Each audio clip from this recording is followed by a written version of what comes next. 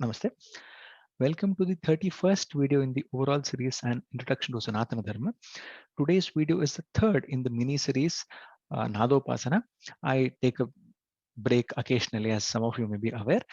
When I ended the last video, I was actually thinking about taking up the topic how Hinduism or Sanatana Dharma is a way of is a way of life and a religion.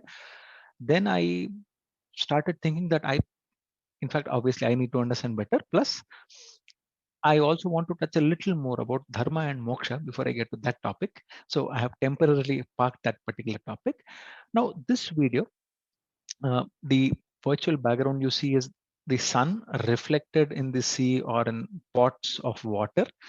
That video thumbnail is obviously Krishna with a cow. Why did I put these? You'll understand once you hear the song. Now, coming to this song, there are certain concepts in Hindus, or in fact, there are certain concepts in life which may seem complex to begin with, but there are pretty simple ways of conveying those to a normal human being like you and me. I think I heard this song for the first time from my chacha, my babai, my father's own younger brother. Unfortunately, right now I don't know who the author or the composer of this particular song is. I'll try to find that out definitely. It takes certain very core concepts of Hinduism and expresses them very easily, very easy to understand manner. So I'll first sing the song, then I'll talk about those particular concepts. This is again, so the earlier video in the this mini series was on Parabrahma. This is also related to the same concept. I will talk about the concepts behind this particular song once I finish singing it. Okay. Obviously, this is a Telugu song, but I will translate it. నీ ఆత్మ నిశ్చలమైతే పరమాత్మ నిశ్చయమౌర నీ ఆత్మ నిశ్చలమైతే పరమాత్మ నిశ్చయమౌ వాగుకు వంకలు ఉన్నాయి కానీ నీటికి వంకలు ఉన్నాయా వాగుకు వంకలు ఉన్నాయి కానీ నీటికి వంకలు ఉన్నాయా వాగు వంటిదే నీ ఆత్మ నీటి వంటిదే పరమాత్మ వాగు వంటిదే నీ ఆత్మ నీటి వంటిదే పరమాత్మ నీ ఆత్మ నిశ్చలమైతే పరమాత్మ నిశ్చయమౌరా ఆవుకు రంగులు ఉన్నాయి గాని పాలకు రంగులు ఉన్నాయా ఆవుకు రంగులు ఉన్నాయి కానీ పాలకు రంగులు ఉన్నాయా ఆవు వంటిదే నీ ఆత్మ పాల వంటిదే పరమాత్మ ఆవు వంటిదే నీ ఆత్మ పాల వంటిదే పరమాత్మ నీ ఆత్మ నిశ్చలమైతే పరమాత్మ నిశ్చయమౌగా పూజకు రీతులు ఉన్నాయి కానీ భక్తికి రీతులు ఉన్నాయా పూజకు రీతులు ఉన్నాయి కానీ భక్తికి రీతులు ఉన్నాయా పూజ వంటిదే నీ ఆత్మ భక్తి వంటిదే పరమాత్మ పూజ వంటిదే నీ ఆత్మ భక్తి వంటిదే పరమాత్మ నీ ఆత్మ నిశ్చలమైతే పరమాత్మ నిశ్చయమౌరా నీ ఆత్మ నిశ్చలమైతే పరమాత్మ నిశ్చయముగా.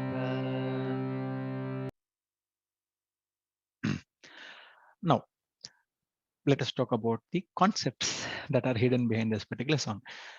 In an earlier video, I would have mentioned a particular sentence from the Vedas says, Tat Srishtva Tadevanupravishat. So we spoke about Parabrahma, how there is nothing but Parabrahma, how everything that we see is Ishvara Parabrahma, right?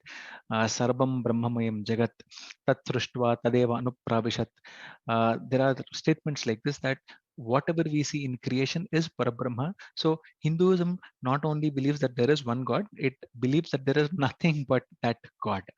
God again, Ishvara Parabrahma. Let's not talk about God, but let's talk about Ishvara Parabrahma. So there is nothing but divinity in creation. Everything is a form of the divine.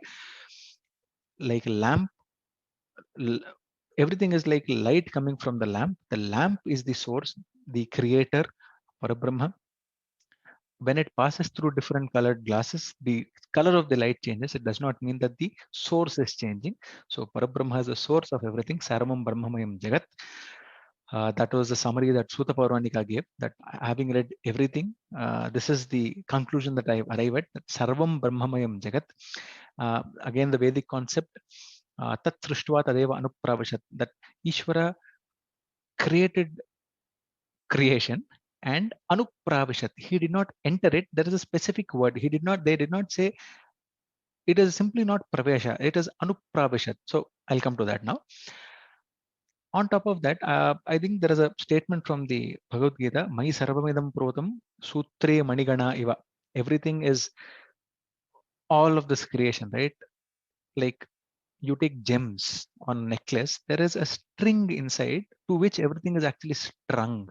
So Ishvara, Parabrahma is like that hidden string, and the world is imposed upon that. Now, first of all, Atma can mean multiple things in multiple uh, contexts or multiple places. So Atma can obviously mean the Jivatma, the soul. It can mean Paramatma, the ultimate divinity, Parabrahma. It can mean the mind, the heart, manas, depending on the context. Atma can also mean self, myself. Like people say, right? I myself went there. Atma. Uddhared atmanatmanam natmanam avasade. There is one Sanskrit slogan like that. Basically, myself. It is not about our soul, jivatma, paramatma, myself. Like there are some people who introduce themselves, myself Chaitanya. Simple, like that. Grammatically wrong, but like that, myself. Now, what does the first line say? Ni atma nischalamaite paramatma nischayamavara. If your atma is nischala, paramatma is nischaya, which basically means, now here I don't want to translate atma as the jivatma, because the jivatma has no attributes. It is part of paramatma, so it is always nischala. It does not have any attributes. That is the reason I am translating this as manas or mind. If your mind is still, Paramatma is guaranteed. You are guaranteed to attain Paramatma, to realize Paramatma. There is, I think, a statement I read somewhere that between thoughts, there is a gap between the continuous thoughts that we have. The defining characteristic of manas, of the mind, the heart, is said to be sankalpa vikalpa. It continuously grasps and lets go of things, right? That is the very nature of the human mind. Now, it is said that there are infinitesimal gaps between these thoughts, and in those thoughts is the consciousness that is behind this entire universe. We don't focus on that gap, we focus on the thought. So we don't find Paramatma. So it says, if your mind is still, you are guaranteed to attain Paramatma. Okay, now వాగుకు వంకలు ఉన్నాయి. వాగు is a stream.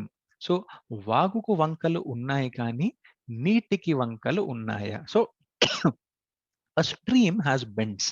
The water does not have bends. Your Atma. Now here I want to translate Atma as the Jivatma. Your Jivatma, the individual soul, is like the stream. Paramatma is like the water. Now, if I go back to this background image, right? That phrase that I used earlier, Anupravishat. Anupravishat basically in a way means entered creation. So the creator created everything. Paramatma created everything, entered it, but it's not impacted by it. Is present everywhere, is everything, but is not impacted by it. The example that Hinduism gives is what you're seeing here. The sun is reflected in a pot. If the water in the pot shakes, or if the pot shakes, the water shakes, the reflection shakes. The sun does not shake. So the changes that we see in material creation are like that. The source never changes. It is always constant. It is nischala. Uh, what do you say? Endless. There is no kind of restraint that we can place on top of that. It is never changing, right? On top of that, another example I've heard is the Jivatma is like, so when you have the sun enters the pot through heat. Now, whatever happens to the pot, the sun and the heat, nothing happens to the sun and his heat, even if something happens to the pot. So these are all core Vedic concepts, that how Parabrahma is actually part of the creation, like the sun is reflected in a pot of water, or the way the sun's heat enters a pot of water, And even if something happens to the pot of water, nothing happens to the source. This is the meaning of that term anupravishat, that the creator tat srishtva, having created that, tadeva anupravishat, he or that entered anupravishat in a particular manner, right? So this statement, and in fact the song, is actually talking about those concepts.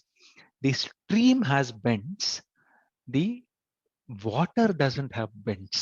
So వాగుకు వంకలు ఉన్నాయి, the stream has bends. నీటికి వంకలు ఉన్నాయా? There are no bends. వాగు వంటిదే నీ ఆత్మ. Your individual soul, జీవాత్మ is like the stream, Paramatma is like the water. There is also when we talk about Maya and all, I'll try to touch upon these a little later. But in Advaita, there is this example given that when a person sees something what he thinks is a snake in darkness and switches on the light, he finds out that it is actually a rope. So that is given to be an example of how our perception is clouded by Maya, ignorance, right? All of those concepts are very beautifully, simply explained in this particular song. When we go to the next line, it says, ఆవుకు రంగులు ఉన్నాయి కానీ పాలకు రంగులు ఉన్నాయా? ఆవు is a cow. Rang, obviously color. Cows have colors. Milk does not have color. Milk is always white. Avu vantide nee atma. Your jivatma is like the cow. Paramatma is like the milk. So, in a way, if we look at this, as far as human beings are concerned, Hindu human beings are concerned, the essence of a cow is its milk in a way, right? What we get out of a cow, the core thing that we get out of a cow, in a way, the product that we get out of a cow is milk. That's why I said Hindu. Uh, this thing. So the what we get out of a cow is actually milk. Paramatma is the essence of everything. Literally, whatever you look at, the core essence, the core unchanging essence is Paramatma. So again, the example that I took earlier, there is light and it emanates, or rather there is a lamp, let's say, which is emanating light in all directions. Now, if we put glass pieces around it of various tints, the light passing through that particular piece of glass is also tinted. So the divine energy placed in me can find one way of expression. When it is put into somebody else, it finds a different way of expression. So whenever we talk about a good person or a bad person, the core Chaitanya, the consciousness, the divine energy is the same. It is not the fault of the energy or the consciousness that the person is good or evil. It is just energy. It does not have a good or a bad. It just is Sat Chit Ananda. Remember? So that energy, that consciousness just is. It does not have a quality. So if I want to take modern science examples from modern science, nuclear power can be used to build a weapon, can be used to power, right? So it is probably you would have heard a lot of times of late that science by itself is not good or bad. It is the application of science which is good or bad. Similarly, divinity, Sat Chit Ananda, is neither good nor bad. It just is. It has no qualities. How we use that particular energy, I can use it for good, I can use it for bad. It depends on me. So this essence which is there in all of us is the same Paramatma.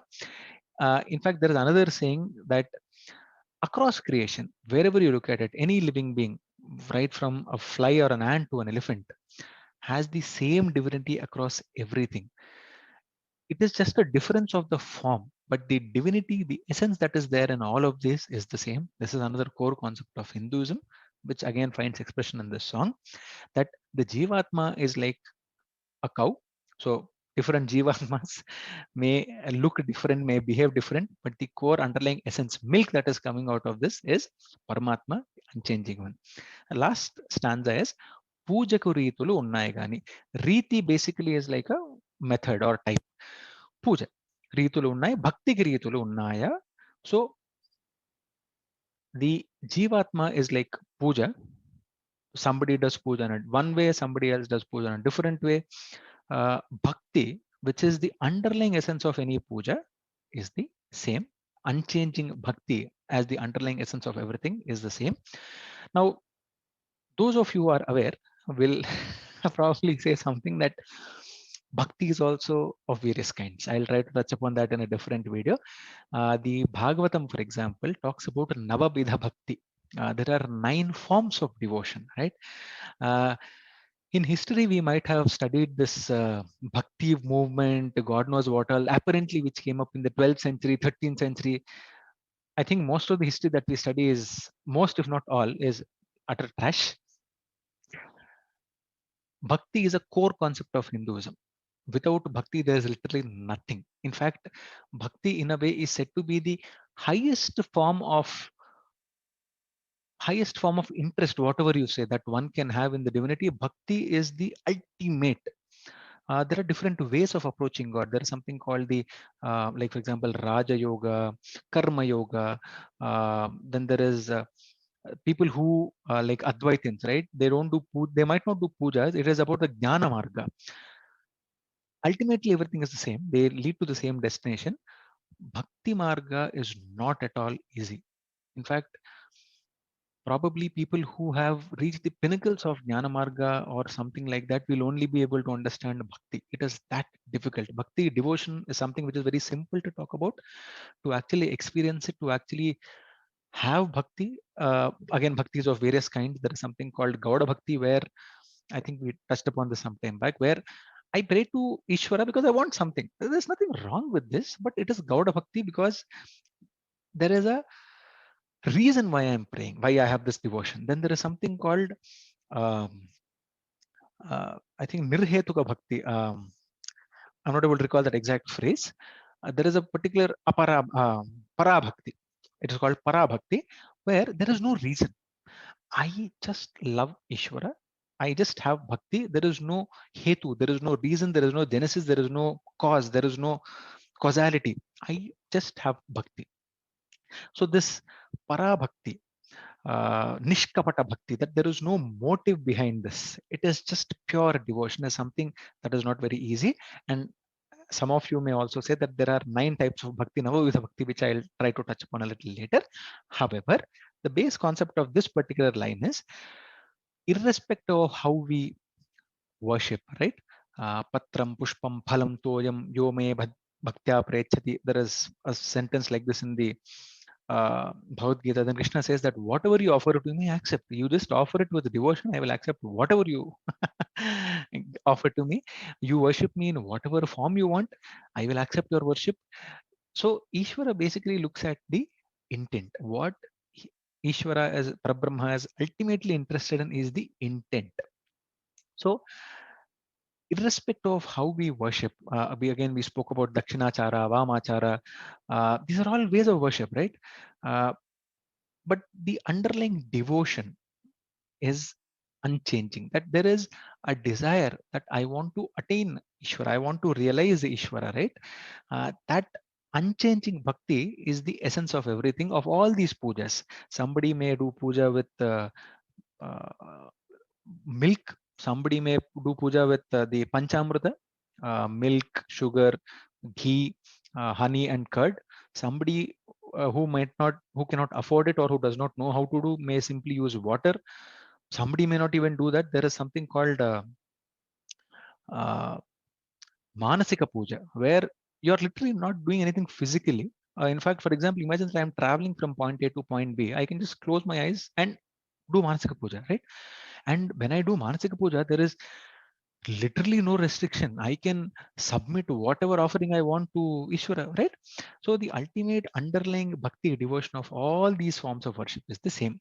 So this is the reason I said that this song very beautifully encamp. And so if you saw, this song has 3 stanzas. And I gave a pretty long lecture already on a lot of concepts that are hidden behind this song. Probably I can go on a little longer, but in the interest of time, I will end today's video here. The basic idea is, uh, the songs that we have, the Vagyakaras, our composers, a lot of them gave very beautiful concepts. So there is a song I heard about. Apparently, there's a bhajan in North India where a person compares himself to a cow who's lost. It is dusk, and he asks Krishna that please find me. The example that I heard from Sri Samavidam Shanmukha, this is an example he gave. Apparently, there's a bhajan in the north. it is the dusk of my life. I have not been able to, it is the dusk of my life. I have reached the end of my life right now, for example. The person, so is an old man in the Sandhya of his life, the end of his life. He is unable to find Krishna, his cowherd, and he says, Krishna, I am unable to find you. You please come and find me because I can't do it. You only need to come and find me. So there are these very beautiful concepts that can be very, very easily conveyed to normal people without great shastric knowledge, without a lot of bookish knowledge. That is where this music plays. The music, these songs play a very beautiful role. So the song that I gave today, that I sang today, sorry, the song that I sang today is just one example of that. Explore all music that Hinduism offers. Ultimately, there is an underlying bhakti, there is a desire. In fact, there's one statement in the Bhagavad Gita, right? Krishna says that Chaturvidha bhajante mam jana sukritunodjana. There are four kinds of people who worship me or try to make me happy. Arto, artah, he who is in trouble. Jignyas, who is curious. Artharthi, want something. Jnani. Jnani. Now, a jnani, a bhakta, you can say are almost the same. So there is no, if you notice this, there is no bhakti anywhere explicitly mentioned because all of these need to have bhakti. Artaha, one who is in trouble. Jignasu, who's curious. Artharthi, who wants something. Jnani. All of them, there has to be an underlying layer of bhakti, and a jnani and a parabhakta are the same. There is no difference. Ultimately, they are at the same level. So this is the core concept. Let me stop here before I get a little more excited. Please take care. Get yourself vaccinated. Let us try to keep the third wave as harmless as possible. Please take care. Thank you for watching this video. Namaste.